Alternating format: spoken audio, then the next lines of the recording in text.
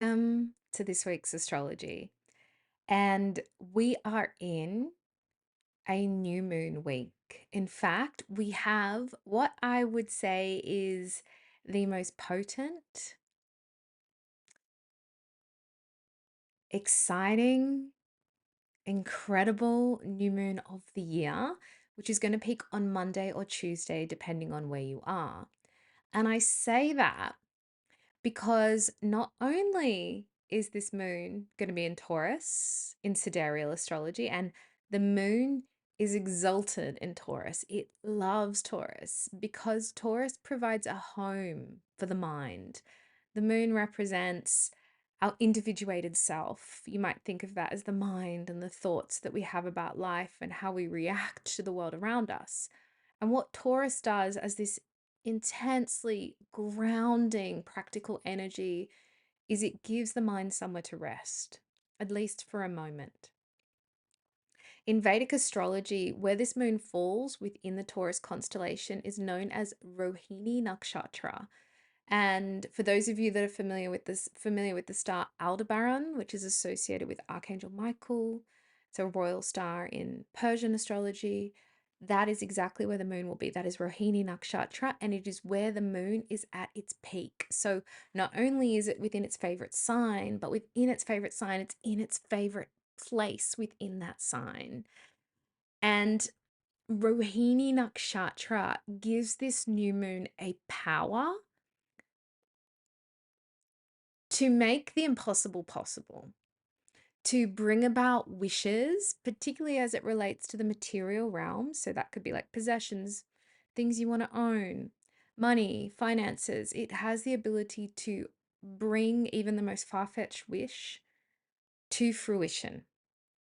Now, my watch out for that is be careful what you wish for and be really discerning, because what happens, and this is probably a good theme for this week, the ego doesn't always have our best interests at heart.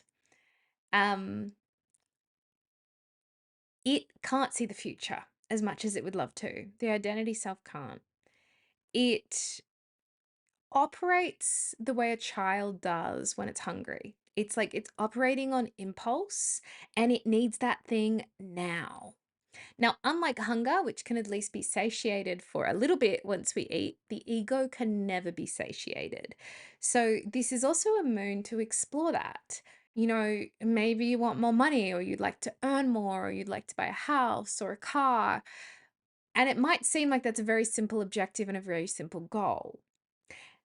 What you will find, because I kind of haven't found an exception to this yet, is that once the ego, or once we get that thing, there'll then be something else we want, or that particular car or that amount of money, it's not enough, it needs to be more. And that's kind of how we end up in the state of the world that we're in at the moment, right? If you think of like the huge accumulation of wealth that's sitting within the 1% of the people, that accumulation happens because the ego is never satisfied with what it has, and it's always looking for more.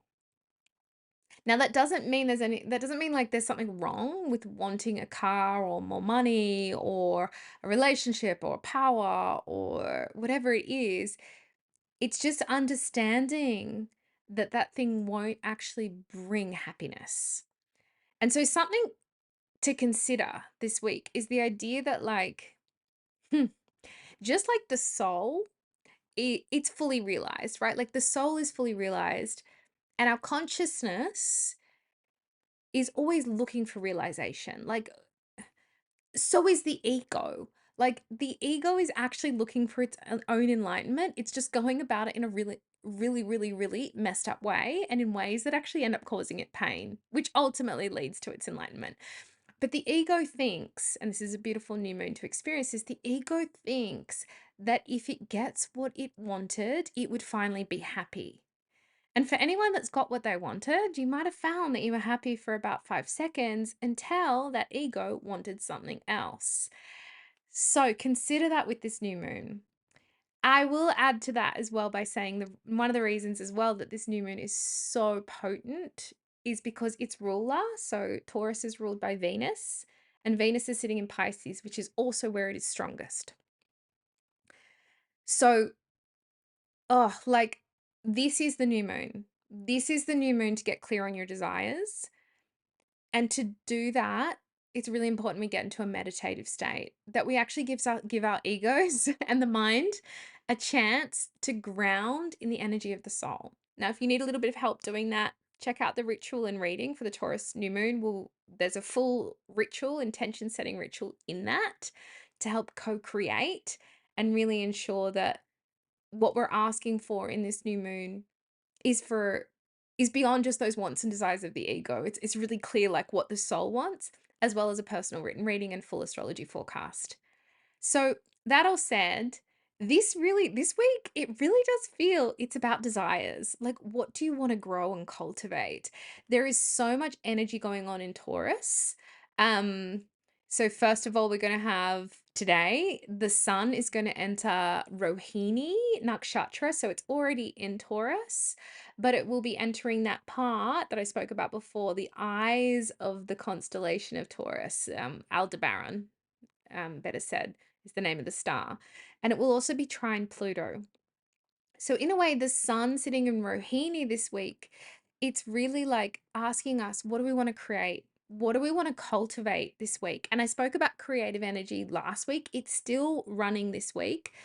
But one of the big lessons of this week is not getting attached to that thing you want to create. So we do it in really small ways, you know. You might draw a card for a friend, and that time you've invested in that card without realizing it, when you give it to the friend, you want them to have a specific reaction to what you've created. And when you don't get that reaction, you get a bit frustrated or like they didn't like what I did. That attachment to the outcome is what's really big for this week. So pay attention to where you're creating something, but you're really focused on the outcome of what that thing is. Like it's almost like, and sometimes that focus on the outcome stops the creative process very often, you know. You might think of writing a book, and before you've even come up with a concept for a book, you're already thinking about who's going to read it. How much money am I going to make from that? Will it sell? How will I do it? That is what stops the creative process. And this is a week to go, cool, like I see that the ego is running after happiness over here, but I'm just going to create. I'm going to do this for me because the creative energy is coming through me and it wants to be expressed through me without attachment. And that's the practice. Now, on Monday, you can find that the mind is very discerning. If there's something you really need to get to the point about, like a discussion or even just deciphering information, there's an ability for the mind to really just like cut to the chase, to give you the answer, to help you make a decision. Like I said, on Tuesday, or Monday, Tuesday, depending on where you are, we're going to have the new moon in Rohini. Mercury is going to be sextile Neptune as well, which is really beautiful. You might find around this new moon, there's really prophetic dreams that go with it, which can support those intentions you're wanting to lay. Um, but it's almost like there's like a liminal energy with that Mercury. Like you're able to see and understand things beyond just the physical and what's going on in front of you.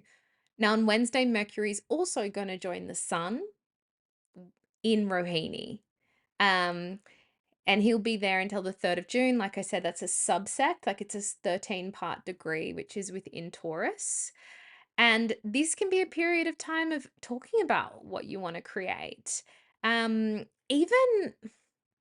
having creative discussions, talking about ideas for the future, and you can find that these ideas get purchase in the material realm, that something can actually come from them. It's a really beautiful day for sharing like the seeds of your imagination, and also sharing some of that intuition that might have come through on Tuesday. um at the same time, just pay attention on the 20 on Wednesday and Thursday, like Wednesday and the beginning of Thursday. you can find that the mind is really wanting to learn. There can be a really big focus in that part of the week where it's like searching for new knowledge, searching for new wisdom, things like going to a library, researching something new, learning as much as you can about maybe like a new creative interest or a new project, or it could even be with something that you're doing in your work or to do with property that maybe you want to look at, or something related to the new moon. It's a really great day for researching and just gathering information. You don't need to make a decision yet. Just pay attention on Thursday. The mind can have a little bit a little bit of a moment. It will be in a part of Gemini and Cancer, which is very stormy. So if you become a little bit confused on the back of all that research that you've done, like I'm not even sure what to do with this or how to articulate it, or there's a lot of emotion coming up, just know that will pass. And that heaviness is actually going to serve you as you head into Friday, Saturday, Sunday, as there's a really big sense of lightness that comes with those days. Friday, we're going to have the north and south nodes change sign. I'm using a particular method called true node, which takes the wobble out of the north and south node. So you might have heard other astrologers talk about them moving signs last week. I've got a full deep dive on that. I won't go into too much of that now because I really don't feel like we're going to feel what the North Node in Aquarius and the South Node in Leo is about until we get to eclipse season in September, when they'll become really big. But if you want to learn what to look at in your chart, particularly if you know you've got some placements that are going to be affected by these guys, I'll put the deep dive below. It's a 30-minute video just going into it. We're also gonna have a Cazimi on Friday, which is the Sun conjunct Mercury. Oh, like I feel like this week is really helping get us to the goal, like get us to the inside of what's coming through, really being discerning. Um, the Sun conjunct Mercury is very much like it allows the mind to be illuminated. It allows the mind to understand something it wasn't quite grasping. And for me, because this is happening in Taurus, it really feels like this is about money, possessions, finances. If you're going through like the sale of a property, that's very Taurian, or the exchange of any energy with someone else, including relationships. It tends to have to do with things that we're looking at or wanting to own or wanting to sell in the material realm. So it's a really great day for that. And added to that, the placement of the moon on that day is very nurturing and very creative. And then on Saturday, the sun will be conjunct Aldebaran.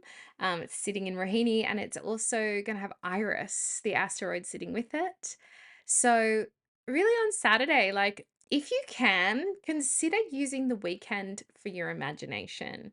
Consider like just creating some space and time for yourself to entertain the idea that you are a channel for that divine creativity, and to let ideas move through you. But to do that, you need space.